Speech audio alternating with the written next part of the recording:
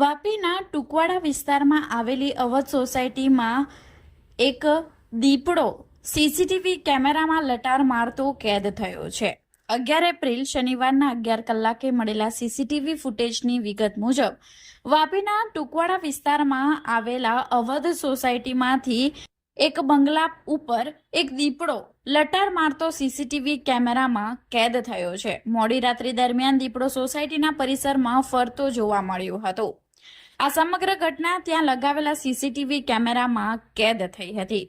આ સમગ્ર ઘટનાના વિડીયો સોશિયલ મીડિયામાં વાયરલ થયા બાદ આસપાસના વિસ્તારોમાં ભયનો માહોલ જોવા મળી રહ્યો છે। સ્થાનિકોનું કહેવું છે કે દીપડો લાંબા સમય સુધી બંગલાની આસપાસ ફરતો રહ્યો હતો, જેના કારણે લોકોમાં ભયનું વાતાવરણ સર્જાયું છે।